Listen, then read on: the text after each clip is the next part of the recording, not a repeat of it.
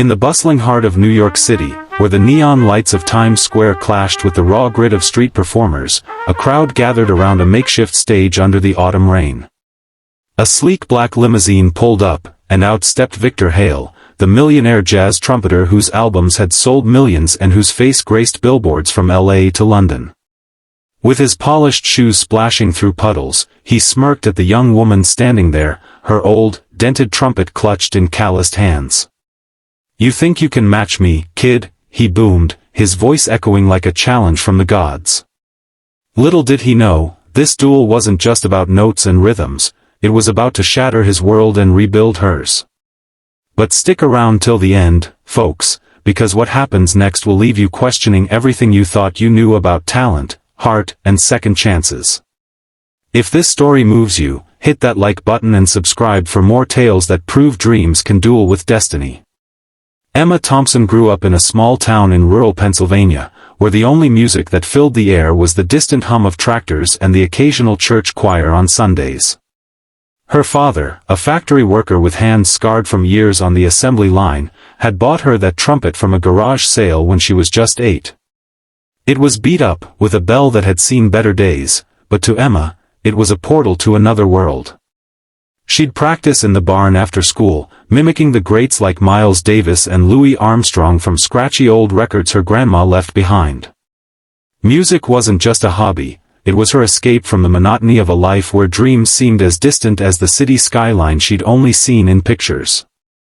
By the time she was 18, Emma's talent had outgrown the town.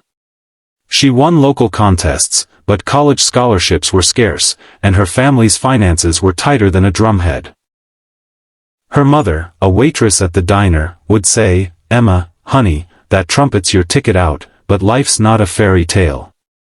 Still, Emma saved every penny from odd jobs, babysitting, mowing lawns, to buy a bus ticket to New York. She arrived with nothing but her instrument, a backpack of clothes, and a fire in her belly that no rejection could extinguish. Street performing became her livelihood, playing for tips in subway stations and parks, her notes weaving through the chaos of the city like a thread of hope. Victor Hale, on the other hand, was born into privilege. His father owned a record label, and by age 10, Victor was already taking lessons from the best in the business. His rise to fame was meteoric, sold-out concerts, Grammy Awards, private jets to exotic locales. But success had hardened him. At 35, he was a millionaire many times over, surrounded by yes-men and fleeting romances. His music, once soulful, had become a spectacle, flashy solos that dazzled but lacked depth. Deep down, Victor felt empty, like his trumpet was just an extension of his ego. He'd forgotten the raw passion that drew him to jazz in the first place, buried under layers of wealth and acclaim. Their paths crossed on a crisp October evening in Central Park. Emma was busking near the Bethesda fountain, her trumpet singing a melancholic rendition of "What a Wonderful World." The notes floated like autumn leaves, drawing a small crowd of passers-by who tossed coins into her open case. Victor, strolling after a high-profile meeting, stopped in his tracks. At first, he scoffed, another amateur trying to make it big. But as he listened, something stirred. Her playing wasn't perfect, it had rough edges, imperfections that made it human. Irritated by how it moved him, he approached, his entourage trailing behind. "Hey, girl," he called out, his voice laced with condescension. "That's cute, but let's see if you can handle real competition." The crowd murmured as Victor pulled out his custom gold-plated trumpet, worth more than Emma's entire life savings. "A duel. Right here, right now. Winner takes the spotlight, and $1,000 from my pocket." Emma's heart pounded.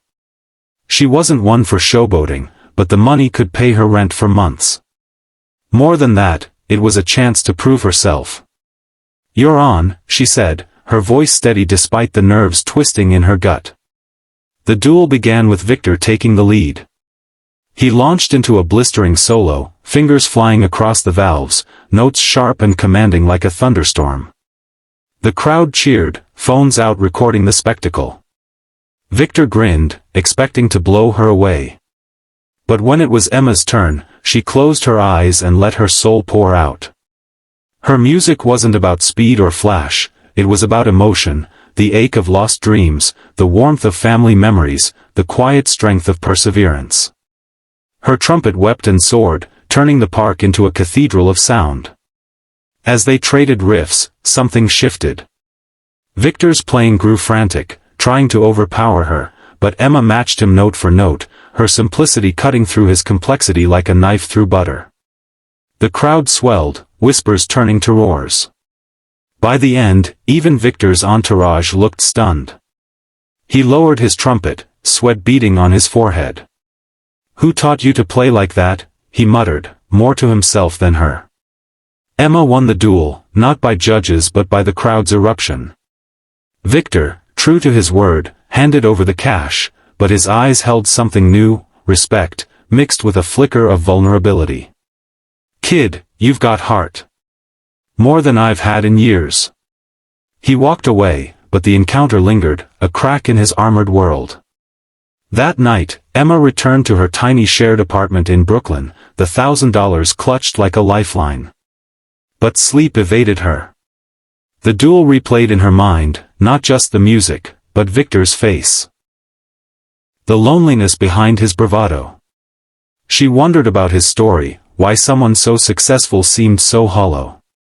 Meanwhile, Victor sat in his penthouse overlooking the city, trumpet untouched on the table. For the first time in years, he felt exposed. That girl's playing had reminded him of his early days, before fame corrupted his passion. He scrolled through social media, where videos of the duel were already going viral. Comments praised Emma's raw talent, calling Victor overrated. It stung, but it also ignited a spark. He needed to rediscover his roots. The next day, Victor tracked her down through the viral clips. He showed up at her busking spot, this time without the limo or entourage. "Emma, right? I want to talk." She eyed him warily, but agreed to coffee at a nearby diner. Over steaming mugs, he opened up, about his privileged upbringing, the pressure to succeed, how he'd lost the joy in music. "You're playing, it hit me. It's real. Mine's just noise now."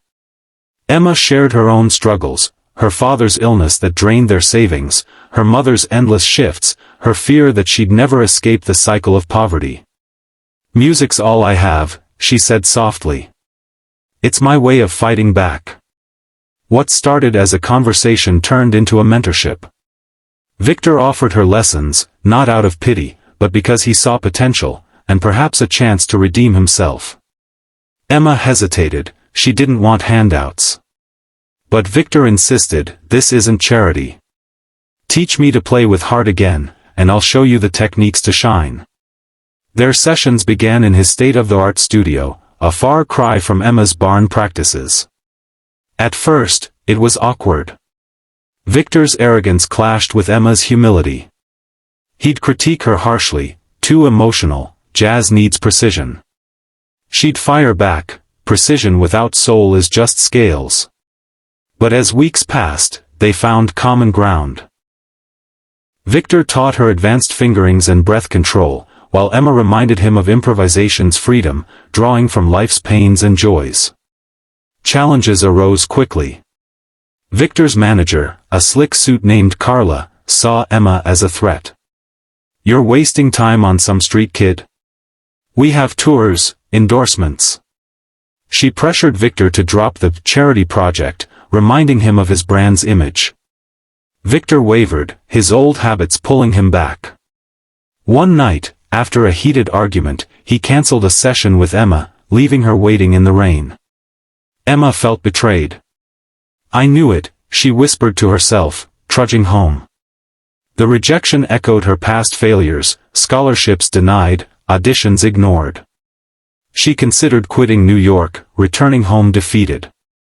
But her father's voice echoed in her mind, "Music's your fight, Emma. Don't let M take it." Meanwhile, Victor grappled with his conscience. Alone in his penthouse, he picked up his trumpet and tried to play from the heart, but it fell flat. He realized Emma had become more than a student, she was a mirror to his lost self. Swallowing his pride, he showed up at her apartment the next day, soaked from the storm. "I'm sorry. I need this, as much as you need the lessons." Their bond deepened. Sessions turned personal, sharing stories late into the night. Victor confessed his father's deathbed regret. He built an empire but never played for joy. Emma opened up about her fears of failing her family. Through music, they healed, duets that blended his polish with her passion, creating something transcendent. But life threw more hurdles.